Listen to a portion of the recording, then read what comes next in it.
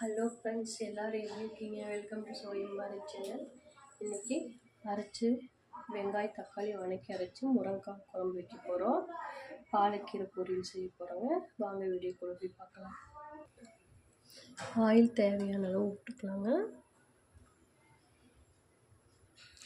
Oil தேவையான அளவு ஊற்றிக்கலாம். நல்லா எண்ணெய் காயட்டும். கடுகு போட்டுக்கலாங்க. கடுகு பொரிச்சு சீரகம், பூண்டு, சின்ன வெங்காயம் உரிச்சு வச்சுருக்கோம். கருவேப்பிலை, 2 காய்ந்த மிளகாய் போட்டுக்கலாங்க. இது நல்லா வதக்கிக்கலாம். வெங்காயம் நல்லா வதங்கி வரட்டும்.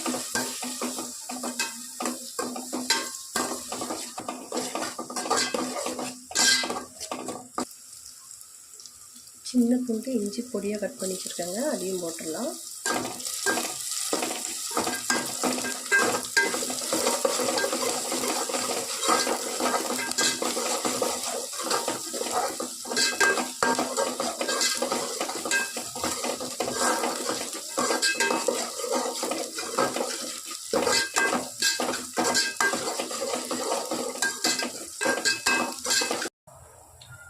தக்காளி, சின்ன தக்காளி ஒரு 4 தக்காளி கட் பண்ணி வச்சுருக்கேங்க, அதை மட்டும்தான்.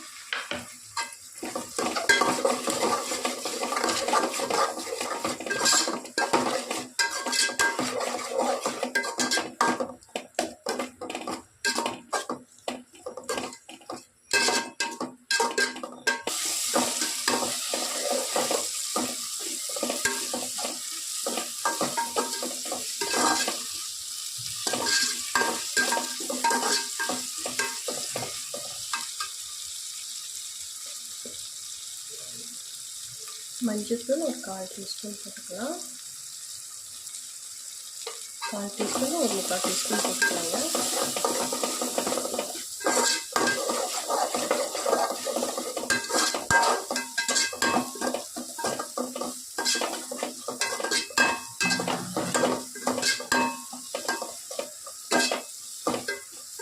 இப்போ இந்த வதக்குனதில் நம்ம பாதி எடுத்துடுறோம். எடுத்து நம்ம தேங்காய் கூட அரைச்சி வைக்க போகிறோங்க.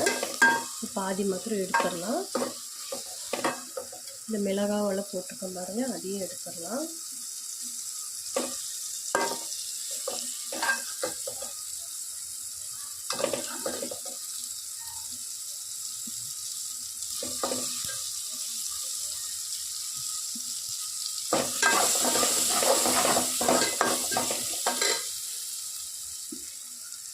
பாருங்க, இந்த அளவு எடுத்துருக்கு. இது வந்து தேங்காய், சோம்பு, இந்த தக்காளி, வெங்காயம் எல்லாம் ஒன்றா சேர்த்து மிக்சியில் அரைச்சிடலாங்க.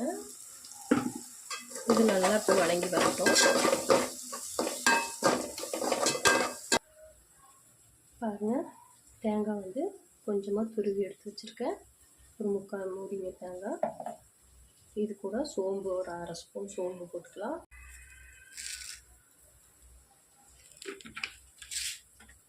இப்போ இந்த தக்காளி, வெங்காயம் வதக்கிட்டு பாருங்கள், அதையும் போட்டுடலாம்.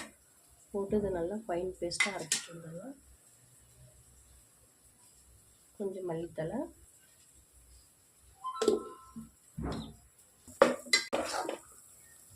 இப்போ முருங்கைக்காய் வந்து ஒரு 6 முருங்கைக்காய் கட் பண்ணி வச்சுருக்குறேங்க, அதை போட்டுடலாம்.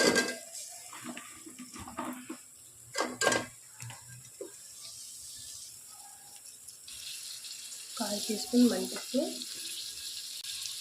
உப்பு ஒரு டீஸ்பூன் போட்டுக்கலாங்க. பச்சை பொடி போட்டுக்கலாம். இப்போ வந்து நம்ம முருங்கைக்காய்க்கு உப்பு பிடிக்கிற அளவு போட்டுக்கிறோம்.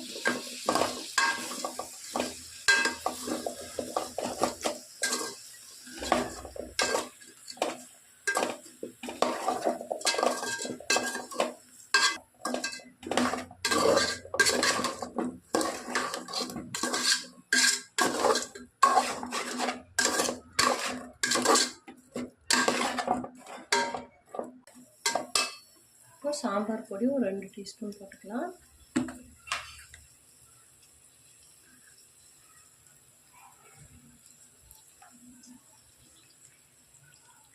நீங்கள் சாம்பார் பொடியும் போடலாம், இல்லை குழம்பு மிளகாத்தூள் கூட போடலாங்க. மிளகாத்தூள் வந்து 1 ஸ்பூன் போட்டுக்கலாங்க.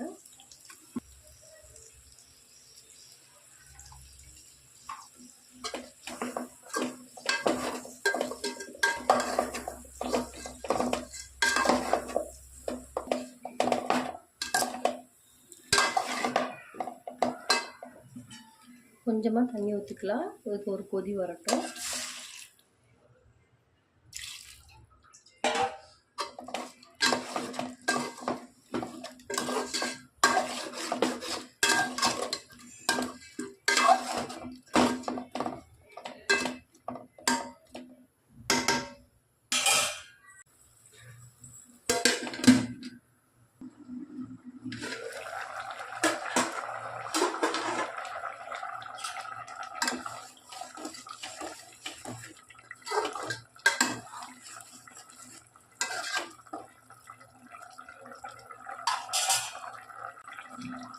பாருங்கள், நம்ம அரைச்சிட்டு வந்துருக்குறது இது ஊற்றிடலாம்.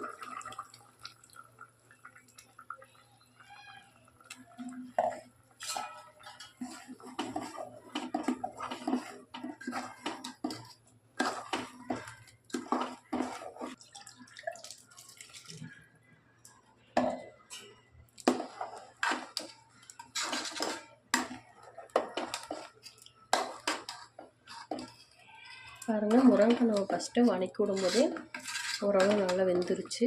இப்போது ஒரு கொதி விட்டால் போதும். அவ்வளோதான், முருங்கைக்காய் குழம்பு ரெடி ஆயிடும். இது கொஞ்சம் மல்லித்தலை தூவி விட்டுருவோம். ஒரு கொதி வரட்டுங்க நல்லா.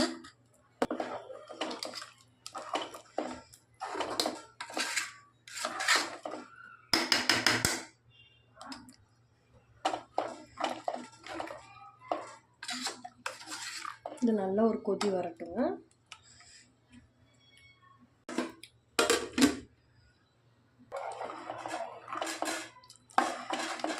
இது நல்லா ஒரு கொதி வரட்டும். நம்ம இப்போ பாலக்கீரை எப்படி செய்யுதுன்னு பார்க்கலாம்.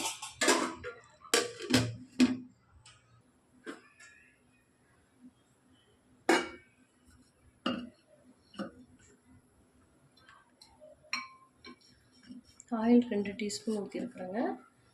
எண்ணெய் சூடாகட்டும். எண்ணெய் காஞ்சிருச்சு. கடுகு, உளுத்தம்பருப்பு, கடலைப்பருப்பு போட்டுடலாம்.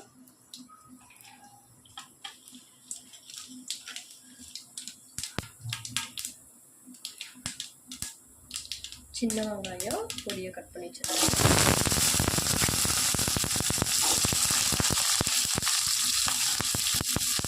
காய்ந்த மிளகாய் ஒரு 4 காய்ந்த மிளகாய் கிள்ளி வச்சுருக்கேன், அதையும் போட்டுருவாங்க.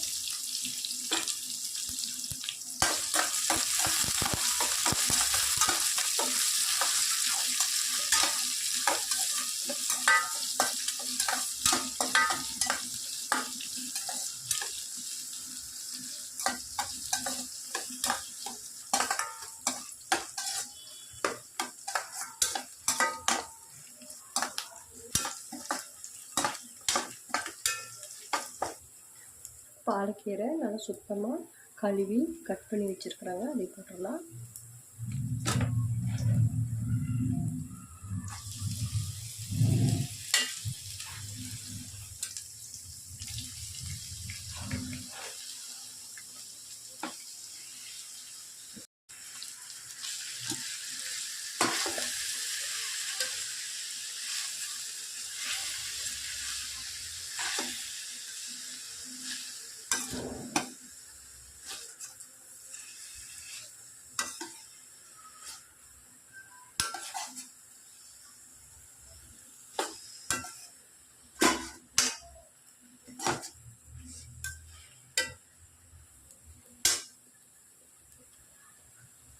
மஞ்சத்தூள் 1/4 டீஸ்பூன் போட்டுக்கலாங்க. உப்பு தேவையான அளவு. கடைசியில் நல்ல கூடி நம்ம பத்தலை கூடி போட்டுக்கலாம். ஏன்னா கீரைக்கு வந்து கீரை நிறைய இருக்கிற மாதிரி இருக்கும், வெந்தால் கம்மியாக தான் வரும். அதனால் உப்பு கம்மியாக போட்டுக்கோங்க.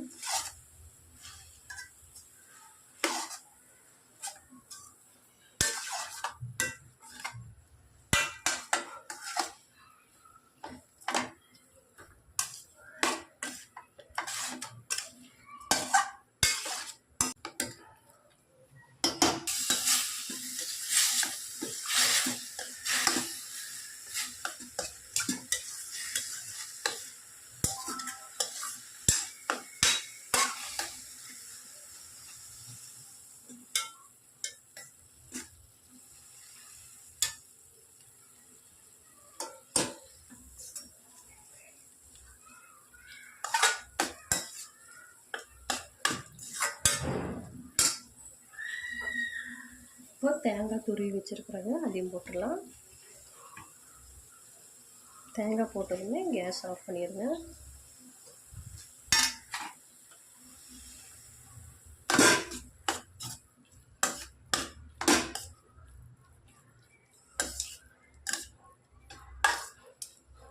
அவ்வளோதாங்க, பாலக்கீரை பொரியல் ரெடி ஆயிடுச்சு.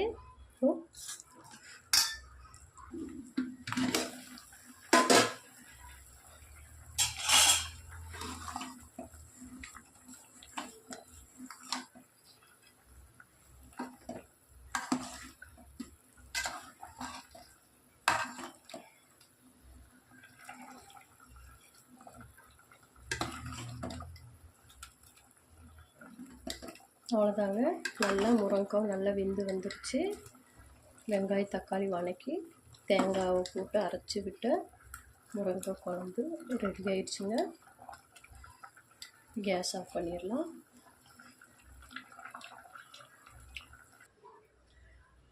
பாருங்கள், சூப்பராக வெங்காய தக்காளி வதக்கி அரைச்சி ஒரு முருங்கைக்காய் குழம்பு ரெடி ஆயிடுச்சு.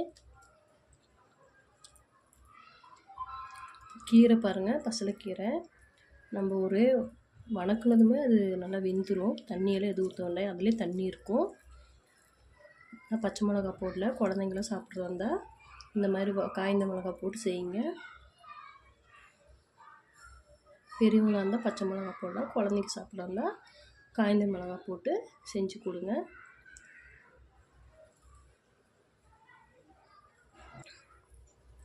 அவ்வளோ டேஸ்ட்டாக இருக்குது பாருங்கள்.